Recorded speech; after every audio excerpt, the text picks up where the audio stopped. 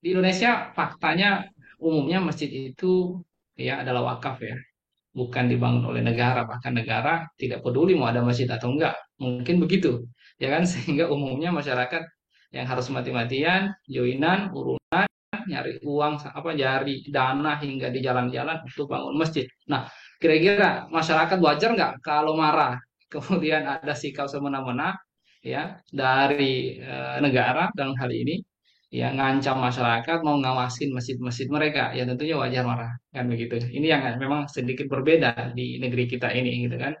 Nah, bahkan kalaupun itu milik negara sekalipun, tetap negara itu tidak boleh sebenarnya hukumnya melarang ya masyarakat atau apapun itu untuk memakmurkan masjid Allah Subhanahu wa taala. Sehingga hampir seluruh tokoh-tokoh nasional dan ormas nasional itu mencibirnya. Yang disebutkan oleh Bung Arif tadi itu dari MUI, Kiai Haji Anwar Abbas, dari DMI, bahkan dari PGI, dari Muhammadiyah, dari juga HMI Jabodetabek, dan yang lain-lain, ormas dan tokoh-tokoh nasional, Bung Arif, yang intinya mengkritik bahwa BNPT ini tidak rasional. Tidak rasional ini bahaya ini, Bung Arif, ya, tidak menggunakan akal ini. Tidak rasional, tidak logis, tidak dialogis dia itu. Bahkan ini bertentangan dengan konstitusi dan kebebasan berpendapat. Bahkan ya bertentangan dengan ajaran Islam. Sebetulnya kalau masjid itu dilarang, ini bisa ya terkategori menista ajaran Islam.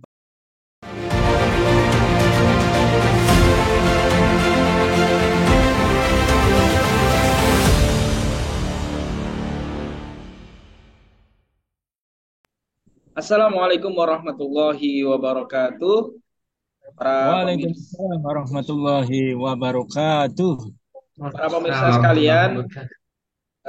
seperti biasa eh, di minggu-minggu ini menjelang pemilu kita mendapatkan satu kabar yang ini cukup mengejutkan karena ada isu yang mana itu keluar dari kepala BNPT yang bernama Pak Riko Amelza. Jadi beliau salah satu ketua BNPT yang sekarang yang menggantikan Pak Boy kalau tidak salah, mengejutkan semua pihak karena ada wacana bahwa BNPT akan ikut serta untuk mengawasi tempat ibadah yang kemudian kemarin disebutkan ada salah satu anggota DPR dari partai PDIP yang kemudian melaporkan kepada ketua BNPT yaitu Pak Riko Amelza bahwa ada beberapa tempat ibadah yang disebutkan di situ bahasanya adalah masjid yang kemudian masjid tersebut sering mengkritik pemerintah. Nah, respon BNPT cukup mengejutkan bahwa dengan demikian maka BNPT akan ikut serta untuk mengawasi masjid. Namun demikian, Waketum MUI Anwar Abbas menyesalkan atas pernyataan Kepala Badan Nasional Penanggulangan Terorisme. Anwar menyebut usulan itu bertentangan dengan Undang-Undang 45 dan merupakan langkah mundur. Nah, ini ada perbedaan pandangan antara MUI dan BNPT. Namun demikian kita perlu ketahui bersama ini ada apa? Kok menjelang 2024 BNPT yang tadinya adem-adem kok sekarang mengeluarkan berita yang cukup membuat kaget kita semua.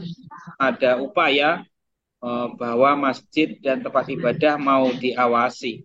Nah, untuk itu sudah hadir bersama kita dua narasumber seperti biasa. Yang pertama adalah Ustadz Irwan Syaifullah, aktivis pergerakan Islam. Assalamualaikum warahmatullahi wabarakatuh, Ustadz Irwan. Waalaikumsalam warahmatullahi wabarakatuh, Bung Arif. Ya, Ustadz Irwan sekarang nampaknya sedang ada di dalam perjalanan. Dia mampir dulu kayaknya menyempatkan waktu diskusi kita pada sore hari ini. Yang kedua ada Kiai Yusuf Sin, salah satu tokoh ulama muda kita. Assalamualaikum warahmatullahi wabarakatuh, Kiai. Waalaikumsalam warahmatullahi wabarakatuh. Gimana kabarnya Bung Arif, Ustadz Irwan? Alhamdulillah. Sehat-sehat semua ya? Alhamdulillah. Alhamdulillah. Sehat-sehat semua, Ustaz.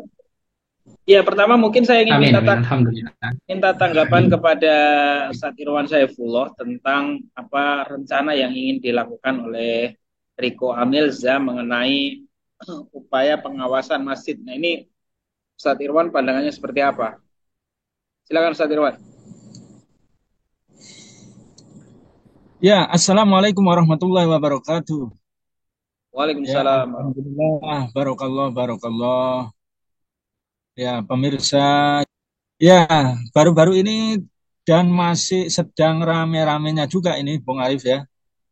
Jadi pernyataan dari anggota Komisi 3, ya, Bang Safarudin dari Komisi 3, fraksi PDIP, yang dia menyatakan ada ceramah-ceramah di Masjid Pertamina, Kalimantan Timur. Setiap hari mengkritik pemerintah. Setiap hari mengkritik pemerintah.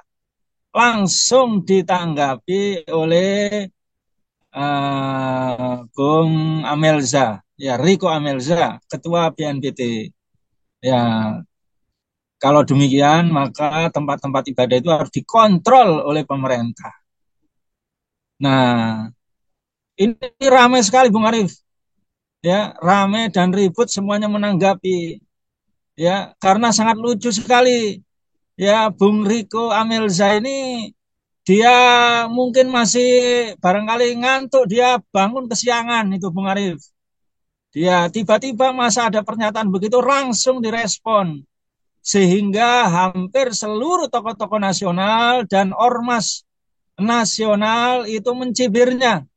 Yang disebutkan oleh Bung Arif tadi itu dari MUI, Kiai Haji Anwar Abbas, dari DMI, bahkan dari PGI, dari Muhammadiyah, dari juga HMI Jabodetabek, dan yang lain-lain, ormas dan tokoh-tokoh nasional, Bung Arif, yang intinya mengkritik bahwa BNPT ini tidak rasional.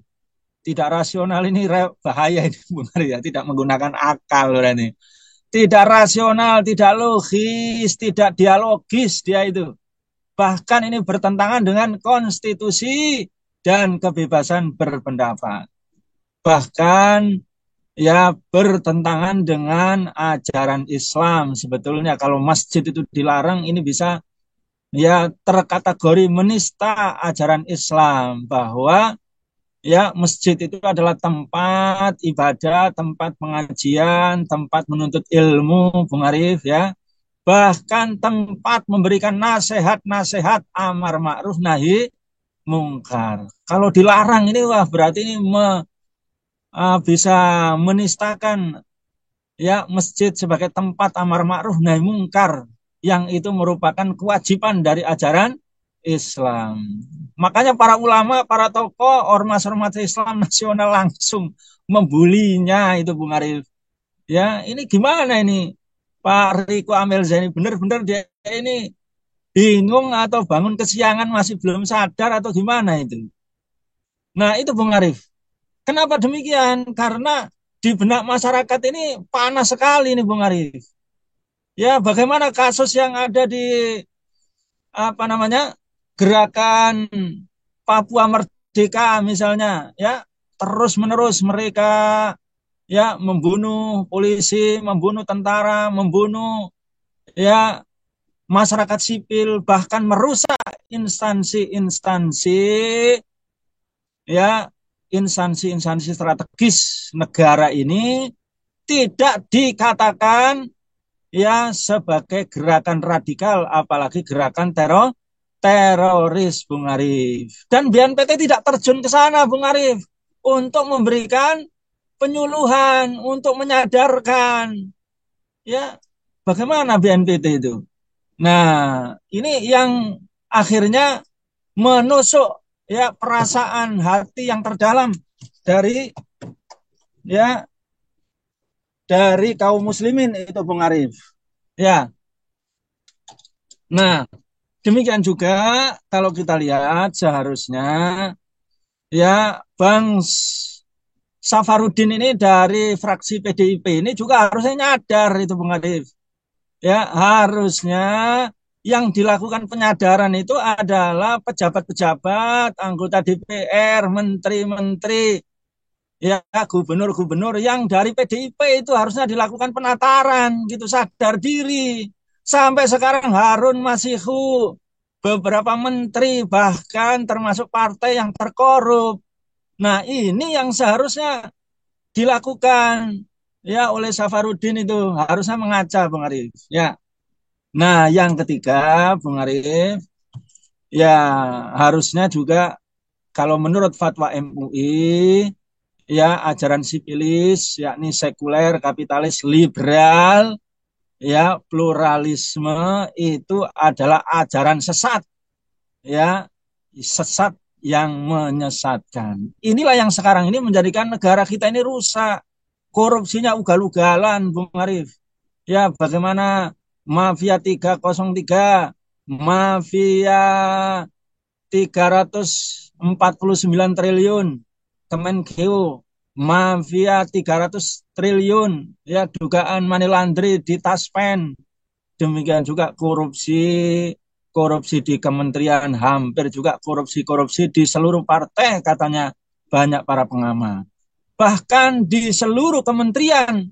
Nah, katanya Pak Mahfud ya, jual beli pasal kalau salah dibelikan pasal yang membenarkan bisa.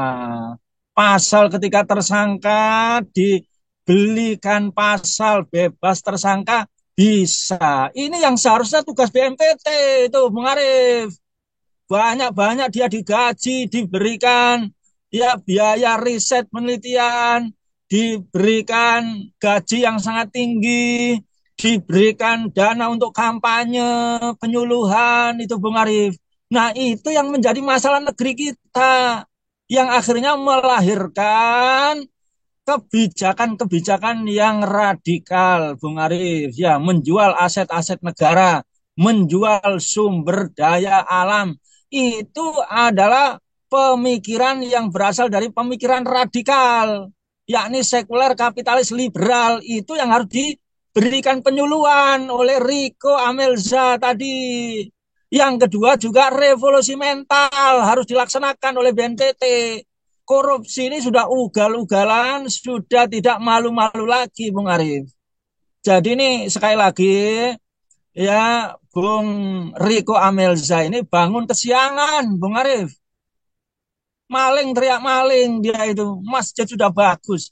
Harusnya dengan kritikan-kritikan yang ada di masjid itu, para ulama, para habaib, para tokoh, bahkan para aktivis, bahkan sampai buruh, bahkan sampai Bung Rocky melakukan kritikan, harusnya terima kasih tuh Riko Amelza. Demikian juga Safarudin yang takut itu. Ya kalau yang katanya si anggota PDIP siapa itu ya. Jadi anggota-anggota di DPR itu hanya Korea-Korea saja itu Bung Arya ya. Itu yang seharusnya diberikan penyuluhan sehingga mereka ini hanya untuk kepentingan uang saja, tidak pernah membela kepentingan rakyat. Nah, itu Bung Arif, saya pikir komentar saya itu. Ya, bahaya Ya, itu. dan saya pikir apa yang disampaikan Ustadz Irwan itu sangat masuk akal ya. Memang ada dalihnya Ustadz Irwan ini.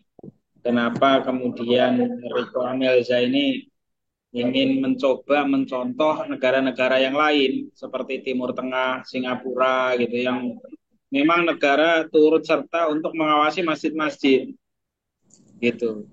Tapi mereka lupa bahwa masjid-masjid mereka itu didanai oleh pemerintah, bahkan imam-imamnya juga digaji oleh pemerintah. Nah, sementara masjid kita ini kan nggak begitu di Indonesia ini. Masjid hasil urunan rakyat, kemudian kok tiba-tiba pemerintah datang-datang mau ikut campur, bahkan mau mengawasi. Ini kan sebenarnya bisa dianggap satu tuduhan yang cukup keji ya kalau dialamatkan kepada sebuah masjid atau tempat ibadah-ibadah yang lain. Nah, Kiai Yusuf Sin, apakah dalam pandangan Islam itu diperbolehkan itu kalau kemudian negara dalam hal ini BNPT itu ikut serta untuk cawe-cawe bahasanya cawe-cawe mengawasi masjid. Bahkan ini kan kalau kita lihat dari narasinya ini kan seolah-olah masjid ini salah satu tempat untuk mengkritik bahkan ada potensi untuk radikal. Nah, seperti apa Kiai Yusuf Sin menanggapinya?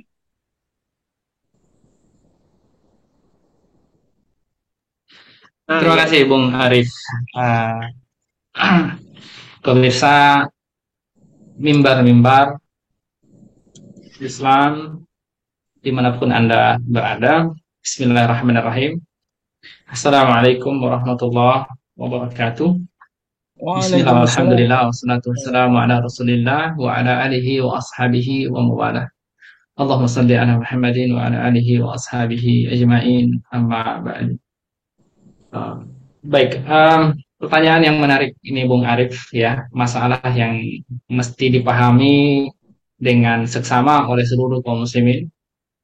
Ada beberapa poin yang ingin saya sampaikan terkait tentang eh, berita viral ya.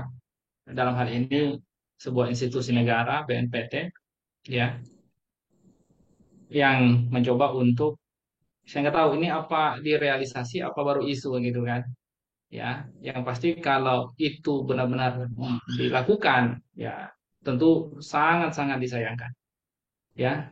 Maka apa yang menjadi sikap kaum muslimin dalam hal ini misalnya terwakili oleh Ki Haji Anwar Abbas ya dari MUI itu sudah sangat-sangat tepat gitu kan, sudah sangat tepat. Pertama dari aspek pertama di saat uh, umat Islam saat ini ya di khususnya di negeri ini sedang uh, akan melakukan hajatan ya pemilu akbar ya, mulai dari kasus apa namanya Imin ya yang dituduh itu dipolitisasi, dan bisa jadi juga kasus ini dipolitisasi ya, dalam hal untuk mencegat lawan politik. Tetapi tentu kita melihatnya bukan hanya dari aspek itu ya, dari sisi itu ya. Saya justru melihat dari sisi yang sangat-sangat berbahaya, yang sampai ini menjadi trigger dan menjadi momentum untuk kemudian benar-benar bisa direalisasikan bahwa masjid itu nantinya akan benar-benar diawasi dan aktivitas di sana pun akan benar-benar dilarang gitu kan. Apa yang mereka maksud tadi bahwa ada fakta-fakta di mana yang menjadi alasan mereka melakukan pengawasan ini adalah untuk ya karena di masjid ada banyak masjid ya, di sana katanya banyak masyarakat, banyak para ustadznya itu mengkritik penguasa, mengkritik rezim dan seterusnya. Nah, ini yang menurut saya berbahaya.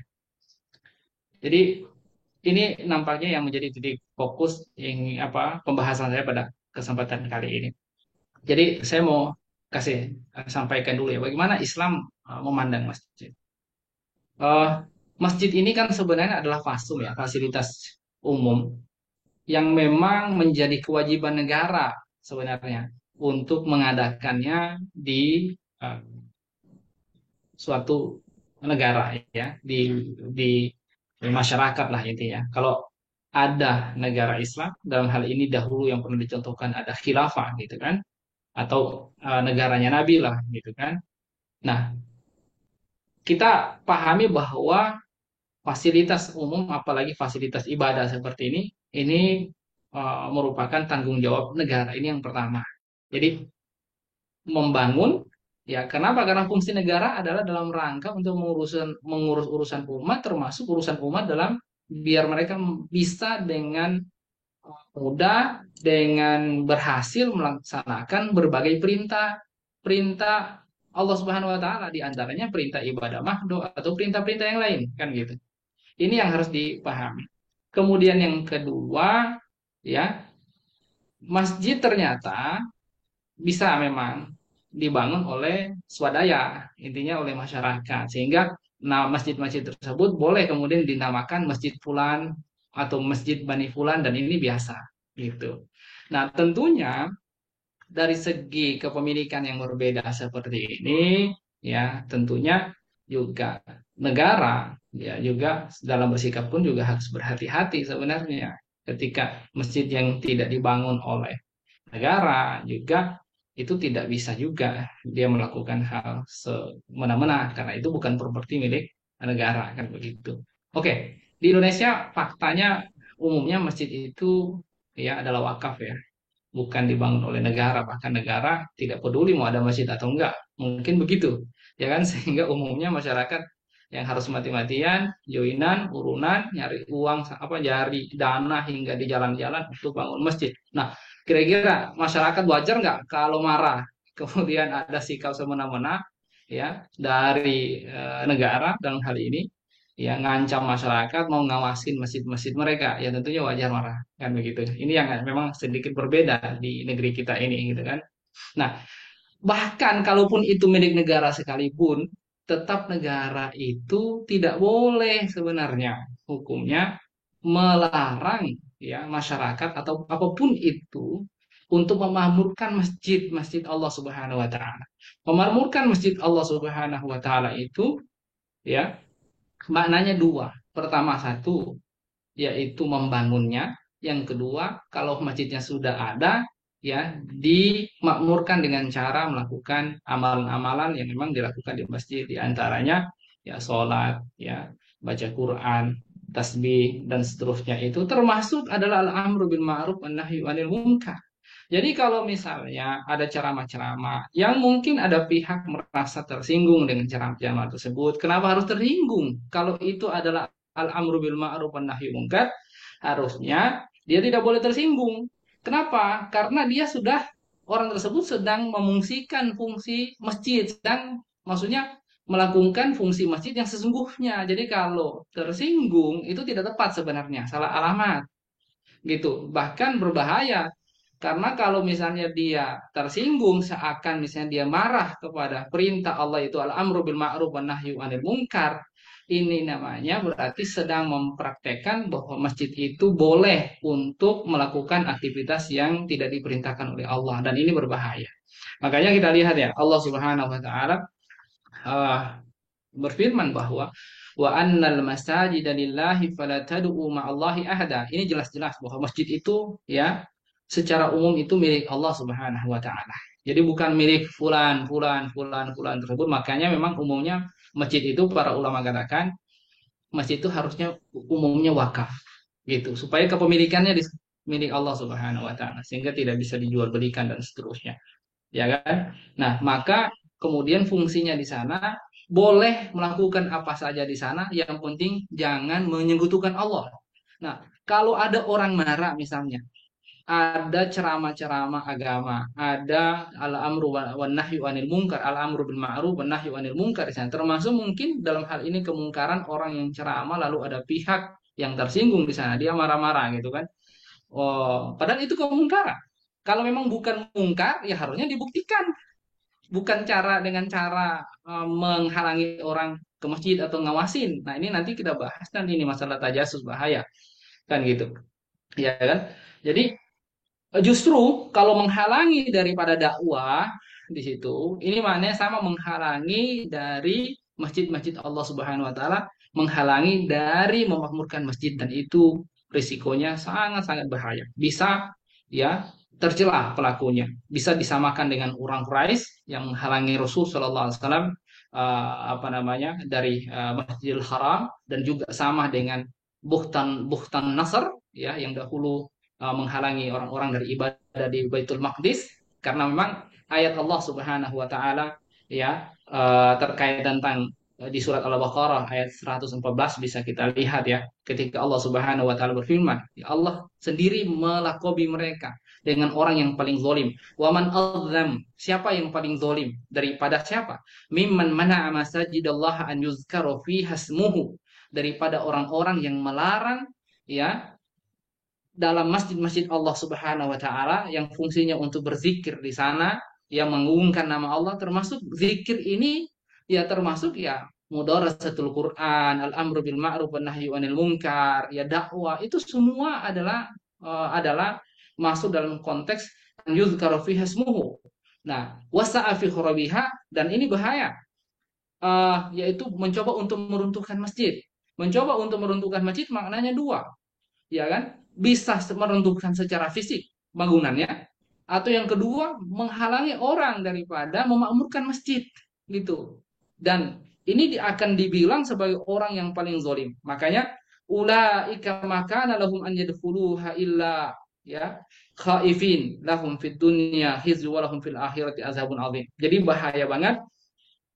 Justru Allah perintahkan mereka kalau ingin masuk ke jalan apa ke rumah-rumah Allah tadi, harusnya mereka itu masuk dengan penuh ketakutan, kekhawatiran, bukan justru berani gitu.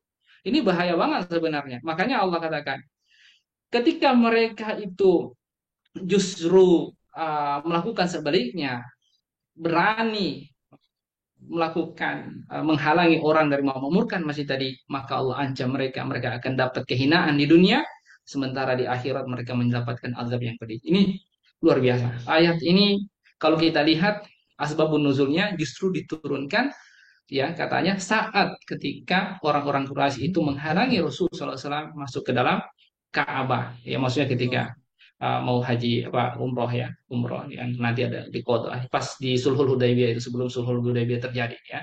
Dan juga para ulama yang lain juga mengatakan juga ini menceritakan tentang Buhtan Nasr, ya, ketika melarang orang-orang dahulu masuk ke dalam Baitul Maqdis seperti itu, ya. Jadi uh, ini poin yang ketiga yang ingin saya sampaikan, fungsi masjid tadi, ya, itu umumnya adalah harus dipahami. Memang ada masjid yang wakaf, ada yang tidak, dan boleh, nggak ada masalah. Tetapi secara umum masjid itu hanya dipergunakan untuk menyeru kepada Allah, ya. Nah, wa annal masajida lillah, dan tidak boleh menyebutkan Allah Subhanahu wa taala di sana. Jadi kalau menghalangi apa namanya al-amru bil ma'ruf wa nahyu anil munkar, itu bisa saja sebenarnya dia menghalangi ada salah satu ajaran al-amru bil ma'ruf wa nahyu munkar, ajaran Islam, ya. Kalau memang menolak al-amru bil ma'ruf wa nahyu anil munkar itu secara etikodi, bahaya, ini ancamannya bisa dianggap kafir. Hati-hati. Ya kan, karena al-amru bil ma'ruf wa nahyu anil munkar itu adalah ajaran Islam, ya kan? Kalau seandainya merasa bahwa masjid itu menyinggung fulan, ya, yang namanya al-amru bil ma'ruf al-amru bil ma'ruf wa nahyu anil munkar, terutama al-amru nahyu anil munkar, ya kan? Ya mesti pelaku-pelaku kemungkaran pasti akan tersinggung. Ya kalau misalnya dia tidak pelaku kemungkaran, ya bukan pelaku kemungkaran, kan nggak mesti harus tersinggung, kan begitu kan? Makanya ini kita kasih tanda tanya besar, kenapa harus tersinggung dengan orang-orang yang melakukan aktivitas dakwah di situ. Ya kalau memang misalnya tidak terbukti apa yang disampaikan, ya tinggal minta dibuktikan, kan begitu aja, ya kan? Nggak usah repot-repot. Poinnya di situ kan begitu. Oke? Nah, kemudian saya ingin menyampaikan poin berikutnya, ya, bahwa tentunya eh, seorang Muslim, ya, seorang Muslim itu dia dikatakan Muslim karena Muslim lain selamat dari tangannya dan lisannya. Al Muslimu man salimal muslimuna min lisanihi wa yadihi, kan begitu. Jadi kalau alasan bahwa masjid ini menjadi tempat untuk apa menyebarkan kebencian, ya, permusuhan dan seterusnya, ini tentu salah besar, karena Muslim diperintahkan untuk tidak melakukan saling benci, saling memutus silaturahim, saling hasut, tidak. Kenapa? Karena baginda Nabi SAW mengatakan, ya, wala tajassasu wala tahassasu wala tabagodu wala tabadaru. Janganlah kalian saling tajasus. Apa itu tajasus? Ya, memata-matai di antara kalian. Makanya juga sentilan juga nih, hati-hati, ya. Jangan saling tajasus. Apa itu tajasus? Tajasus itu adalah ingin memata-matai, ya, memata-matai em, ya, kelompok manapun, ya, atau siapapun dari di antara sesama muslim, ya.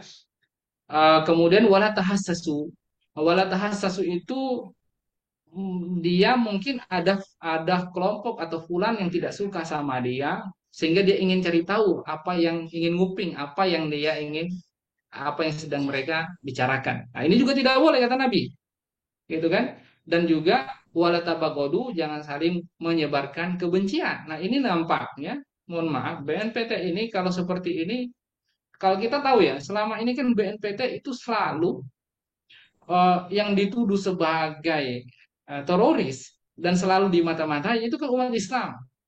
Ya pasti umat Islam kita tersinggung lah gitu kan. Karena kasus-kasus kayak pernah ya di Alam Sutra ada terjadi pemboman yang lalu itu kan dilakukan oleh karena bukan Muslim, maka tidak ada tuh narasi teroris itu nggak ada. Dan teroris ini nampaknya dia ada musim-musimnya juga gitu, ya kan? Musim beberapa waktu Kapolrinya yang lalu-lalu gitu, kita tahu itu rutin banget kayaknya itu musimnya teroris gitu. Nah, kita bertanya ada apa gitu. Oh, itu jadi musim teroris gitu kan. Nah, sekarang ini saya ya tahun ini baru sekarang ini nih mungkin mau diaktifin kembali gitu kan. Maksudnya baru tahun ini kita mau dengar lagi ada isu-isu itu lagi di mau dimainkan gitu kan. Ya, ini yang kita sangat sayangkan banget jangan sampailah gitu kan. Ini kan berarti namanya tabagodu ini saling menyebar kebencian gitu kan. eh, Dibuatlah narasi, akhirnya saling membenci antara masyarakat. Jadi sebenarnya yang menyebarkan kebencian siapa sih sebenarnya? Kan bisa kita pertanyakan juga gitu kan. Siapa sebenarnya gitu kan? Nah, bahaya gitu kan. Nah, kemudian kata Nabi wala tadabaru ya. Ya, jadi jangan saling apa namanya? Tabadar itu apa ya? Kalau dalam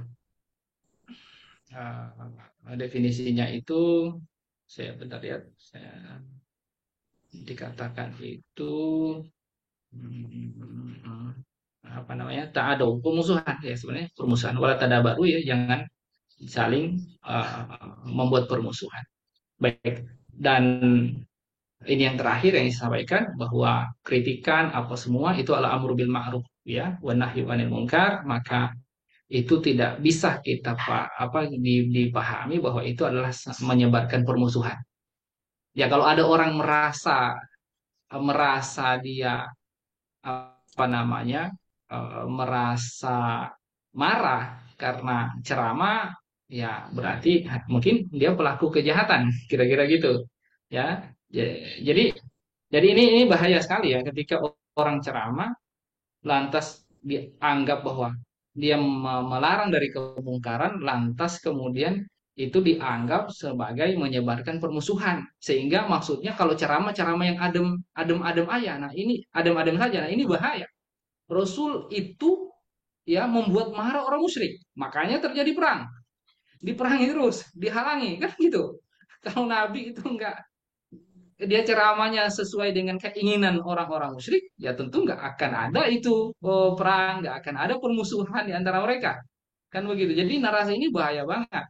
Ya bahkan Allah sudah wanti-wanti. Waddu lau tudhinu fayudhinun. Berhati-hati kita jangan sampai mudahana, ya, bersikap kooperatif, ya. Pengemban dakwah umat Islam hati-hati jangan bersikap kooperatif juga. Uh, jadi orang-orang kafir ya suka kalau kalian itu mau kooperatif, maka mereka akan kooperatif. Bahasa yang lebih sederhana apa ya? Mudahana ya. Mudahana itu mungkin apa ya? Ya kooperatif atau bukan hanya kooperatif sih, kalau kita kompromi. Ya, mereka suka kalau kita kompromi, maka mereka akan komprominya. Misalnya gini, umat Islam nih mau tidak melakukan an-nahyu anil munkar, ini bahaya. Padahal ini perintah. Nah, lantas ceramahnya isinya misalnya cukup yang enak-enak aja didengar oleh oleh umat Islam, oleh orang gitu, bahkan siapapun yang suka. Justru ini akan keluar dari substansi. Memang ceramah itu semuanya enak sebenarnya. Mau al-amru bil ma'ruf atau an-nahyu anil munkar harusnya semuanya enak, nggak ada masalah. Jadi kita bertanya kalau ada sisi yang tidak enak, yang mana kan begitu. Baik, mungkin ini yang dapat saya sampaikan, Bung Arif. Terima kasih. Ya, saya pikir tadi ada disinggung soal musim-musim teroris ya. Dan biasanya memang di akhir tahun gitu. Entah kenapa hampir hampir selalu polanya seperti itu. Dan ini cukup apa namanya ya, memantik pertanyaan besar di mata publik. Bahkan ada isu ini, satu polling ini yang dibuat oleh Bang Ahmad Khozinuddin di channel YouTube-nya yang diikuti oleh 30.000 pollinger. Jadi dengan adanya isu ini, kemudian Pak Ahmad Khozinuddin memberikan polling apakah sebaiknya BNPT dibubarkan atau tetap diadakan atau abstain. Nah, ini yang menarik, mayoritas meminta untuk BNPT dibubarkan. Ya, kira-kira seperti apa? Ini mungkin sekaligus penutup ya dari Ustadz Turban Saifullah. Yang pertama memberikan tanggapan sekaligus penutup, nanti dilanjutkan oleh Kiai Yusuf Sin. Silakan. Ya, Bung Arif, closing statement saya yang pertama, ya, Bung Safarudin dan teman-teman BNPT yang Muslim harus segera bertobat. Itu Bung Arif, harus segera bertobat. Karena sesungguhnya masjid itu milik Allah dan menyuarakan Al-Quran dan Sunnah yang diperintahkan oleh Allah SWT, yang diserukan oleh Allah dan Rasulnya. Maka kalau dia itu melarang sama saja, dia itu berhadapan dengan Allah SWT, bermusuhan dengan Allah SWT. Ya, padahal Allah itulah yang maha benar, Allah itulah yang maha perkasa, Allah yang maha besar. Dan Allah yang kalau manusia menginginkan persatuan, Allah SWT lah yang paling tahu dan Allah yang bisa mengatur.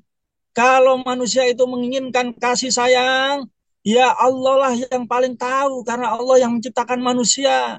Dan dengan Al-Quran dan Sunnah itu akan terwujud kasih sayang, toleransi, ya, kesejahteraan, keadilan. Nah, itu Bung Arif. Lah malah ini akan dilarang Bung Arif. Maka ini sama saja dia memusuhi Allah SWT dan Rasulnya kalau dia memusuhi masjid Bung Arif. Ya, yang kedua catatan closing statement saya Bung Arif. Ini sudah jelas proyek Bung Arif. Ini proyek. Sekali lagi ini proyek. Gitu. Bagaimana penelitian Jeffrey Winters gitu Bung Arif? Demokrasi di Indonesia ini dikooptasi oleh oligarki, oleh asing dan asing gitu. Maknanya adalah Indonesia ini dikangkangi oleh oligarki, oleh asing dan asing, Bung Arif. Nah, asing dan asing ini takut dengan berbagai macam korupsinya, dengan berbagai macam eksploitasi sumber daya alam, dengan berbagai macam investasi dan hutang tadi yang menjerat ya negara Indonesia, menyengsarakan Indonesia, dan untung beliung oligarki asing dan asing tadi itu yang sekarang ini dikritisi oleh para ulama, para tokoh, para habaib, para mubalik gitu Bung Arif. Nah, ini ditakuti oleh oligarki ya, maka inilah kemudian menggunakan tangan BNPT Bung Arif. Demikian juga ini juga berkaitan dengan capres ya, copras capres ini Bung Arif. Karena ketakutan ada capres yang kemudian sangat disuarakan oleh kaum muslimin untuk membela kebenaran. Ya, kaum muslimin di masjid, para mubalik, para ulama, para habaib dan para jamaah merindukan ada perbaikan negeri ini dengan tatanan Islam, Al-Quran di atas, merupakan ayat di atas ayat konstitusi Bung Arif. Al-Quran akan membimbing ya konstitusi yang ada di negeri ini pasti akan baldatun thayyibatun warabun ghafur, dan ini akan mengenyahkan tadi dominasi eksploitasi oligarki tadi Bung Arif. Nah, yang terakhir Bung Arif, ini diperintahkan oleh Allah SWT. Sekali lagi harus bertobat ini Bung Arif. Karena amar ma'ruf nahi mungkar, mengkritisi kemungkaran, mengkritisi ya kemaksiatan itu diwajibkan oleh Allah SWT. Ya, inna afdalal jihad kalimatu haqqin inda sultanin jair ya. Jadi sesungguhnya ya seutama-utama pahala melaksanakan jihad adalah menyampaikan kebenaran di depan penguasa yang zalim. Nah, jadi penguasa yang zalim, penguasa yang jahat, penguasa yang khianat, ini harus diluruskan, hukumnya wajib. Itu Bung Arif. Nggak ada ceramah-ceramah yang kemudian memerintahkan Pak Jokowi korupsi, tegakkan, galakkan korupsi itu Pak Jokowi gitu. Sudah ambil semua, sudah ini. Dan jual kekayaan negara ini. Apa ada ceramah begitu Bung Arif? Nggak ada. Justru ingin mencegah, demikian juga minuman keras, demikian juga bandar-bandar narkoba. Tolong Pak Jokowi, bandar narkoba itu ya ditegakkan, digalakkan di mana-mana, perjudian digalakkan di mana-mana. Nggak ada ceramah begitu, Bung Arif. Bahkan ada nggak mubalik atau DKM, tunjukkan satu saja, Bung Arif, yang dia korupsi EKTP, yang dia korupsi bantuan sosial, yang dia korupsi ya 349 triliun, yang dia korupsi dugaan money laundry 300 triliun. Ada nggak? Nggak ada satu saja Bung Arif. Mubalih-mubalih itu nggak ada gitu. Nah, maka ini jelas-jelas ini adalah agenda dari oligarki asing dan asing dan bahaya harus kita lawan. Bung Arif, bertobat atau dibubarkan. BNPT tadi itu tidak ada jalan yang lain itu Bung Arif. Ya, dan ini sudah ya memalukan. Ya, Bung Riko, Amelza tadi dan Safarudin tadi itu sangat memalukan, memalukan Bung Arif ya. Bertobat kepada Allah sebelum dipanggil nyawanya oleh Allah SWT. Sebelum dia berjumpa dengan malaikat maut. Nah, itu Bung Arif ya. Nah, itu saya pikir Bung Arif. Closing statement saya sangat jelas, lugas, dan terang benderang, Bung Arif. Ya, dan akhirnya saya juga mohon maaf ini Bung Arif undur diri ya. Terima kasih luar biasa pada kesempatan ini ya, kebangkitan kaum muslimin, kebangkitan para ulama, para habaib ya, dan juga tokoh-tokoh nasional, para aktivis ya. Kami serukan jangan takut, semakin kencang menyuarakan amar ma'ruf nahi mungkar ya, semakin gigih ya menyerukan amar ma'ruf nahi mungkar. Karena di dalam riwayat yang lain dikatakan oleh Rasulullah Bung Arif, ya tuannya para syuhada adalah sahabat Hamzah dan laki-laki yang dia menyampaikan kebenaran dan mencegah kemungkaran dan dia terbunuh Bung Arif. Luar biasa. Jadi ganjarannya bisa menjadi penghulu ya tuannya pemimpin para syuhada. Di dalam riwayat yang lain negara itu diibaratkan ya kapal laut Bung Arif. Kalau yang di atas itu kemudian tidak mau dia mengambil air di bawah, padahal airnya di bawah. Airnya ada di atas. Maka yang atas enak mengambil air. Yang di bawah harus ke atas mengambil air. Karena dia malas, maka dilubangilah kapal itu biar gampang mancur, Bung Arif. Kalau ini dibiarkan, maka karamlah kapal itu Bung Arif. Tenggelamlah kapal itu Bung Arif. Maka harus dicegah kedoliman, kejahatan, pengkhianatan, korupsi, menjual aset negara, hutang luar negeri yang riba dan ugal-ugalan, Bung Arif. Jual beli jabatan, jual beli dinasti kekuasaan, semuanya itu harus dihentikan, Bung Arif ya, harus di stop gitu. Ya, itu Bung Arif. Barangkali closing statement dari saya, Bung Arif. Terima kasih. Dari saya kurang dan lebihnya. Cukup, Bung Arif ya. Assalamualaikum warahmatullahi wabarakatuh. Waalaikumsalam warahmatullahi wabarakatuh. Terima kasih Ustaz Irwan dan selamat dalam perjalanan. Mudah-mudahan diberikan keselamatan oleh Allah Subhanahu wa taala. Selanjutnya closing statement dari Kiai Yusuf Sin. Tafadhol Kiai.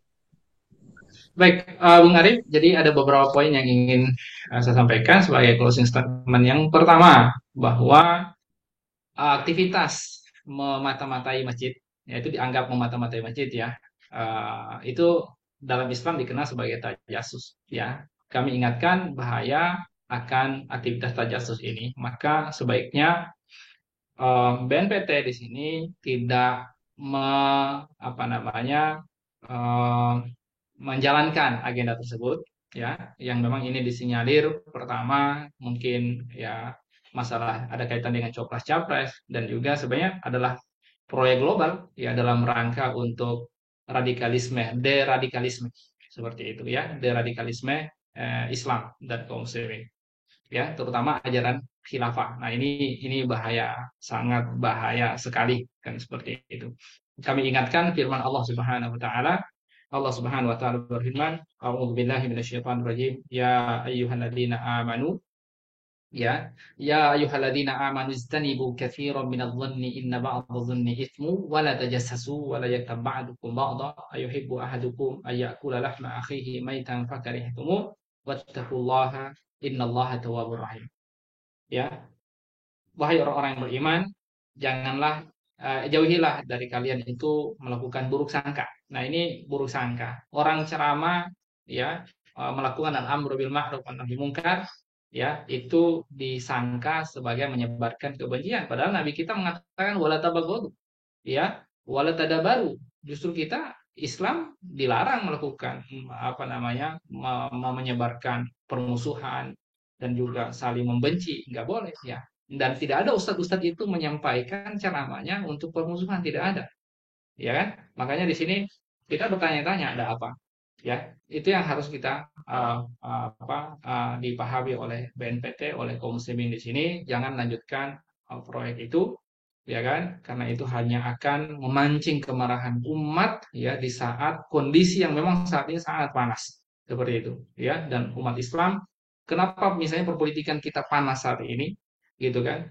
Dan kalau kita lihat ini antara pertarungan antara kelompok Islam dan kelompok yang bukan Islam gitu kan, nampak seperti itu, atau nasionalis misalnya, orang yang tidak menginginkan Islam. Kenapa bisa seperti itu? Ya kan? Ya karena umat Islam sudah bertahun-tahun itu menjadi objek ya, objek yang tersalahkan.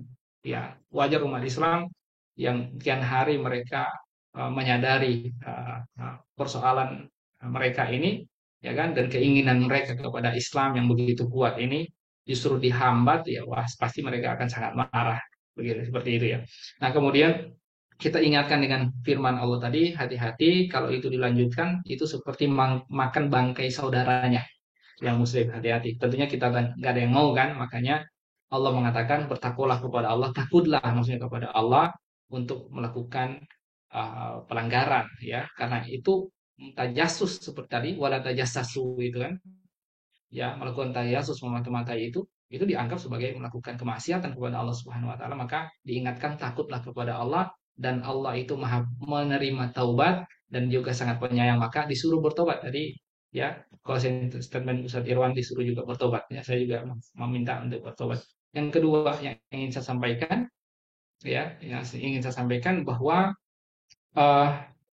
umat Islam ya, dan khususnya para dai-nya itu tidak akan pernah berhenti melakukan al-amru bil ma'ruf wa nahyu 'anil munkar, dakwah ya. Adapun masjid, masjid adalah sebagai tempat untuk melakukan al-amru bil ma'ruf wa nahyu 'anil munkar ya, termasuk juga di tempat-tempat manapun. Jadi segala upaya untuk menghalangi umat Islam, para ulamanya, para asatizanya ya, para ustadznya dan seluruh para dai-nya dan semuanya untuk melakukan dakwah, melakukan al-amru bil ma'ruf wa nahyi 'anil munkar yang merupakan kewajiban, itu pasti dianggap gagal, tidak akan pernah berhasil. Ya kan? Termasuk apa yang akan dilakukan oleh BNPT misalnya, kalau itu mau dilakukan. Saya akan katakan tidak akan berhasil, maka jangan dilakukan dan tidak berdosa, percuma. Gitu kan? Dan segala upaya menghalangi Islam itu pasti akan gagal, karena yang menjaga Islam ini bukan manusia tapi pemilik agama ini, gitu kan, yang menciptakan saya, menciptakan Bung Arif, menciptakan kaum muslimin, dan yang menciptakan tadi orang-orang ya, saudara kita yang di BNPT tadi. Maka bertobatlah, saya katakan kepada mereka. Baik, mungkin 2 poin itu yang ingin saya sampaikan sebagai closing statement saya ya, karena lebih sedikit banyak sudah disampaikan tadi oleh narasumber yang pertama tadi. Saya kembalikan kepada Bung Arif. Tafadhol. Terima kasih Kiai Yusufsin. Tadi saya pikir hampir sama dengan Ustadz Iwan. Yang pertama diminta untuk bertaubat ini ya pada Allah Subhanahu wa taala, karena ini tentu menyalahi ajaran Islam. Kalau tidak, yang kedua opsinya ya sebaiknya dibubarkan saja kalau sudah seperti ini, karena ini sudah sampai pada titik dugaan penistaan agama. Nah, untuk itu maka terakhir tadi pesannya bahwa ini tidak akan bisa dihentikan kecuali dengan penerapan sistem syariat Islam. Nah, ini yang menjadi rekomendasi dari Kiai Yusuf Sid dan Ustaz Irwan Syaifullah, dan mudah-mudahan ini juga didengarkan oleh pihak pengusaha sehingga kemudian ini bisa menyelesaikan problem yang terus berulang hampir setiap tahun ini ya, khususnya soal teroris ini. Gitu teman-teman sekalian, terima kasih kepada Kiai Yusuf Sin dan Ustaz Irwan Syaifullah yang sudah menjadi pembicara pada sore hari ini. Mudah-mudahan senantiasa diberikan rahmat, hidayah, barokah. Wassalamualaikum warahmatullahi wabarakatuh.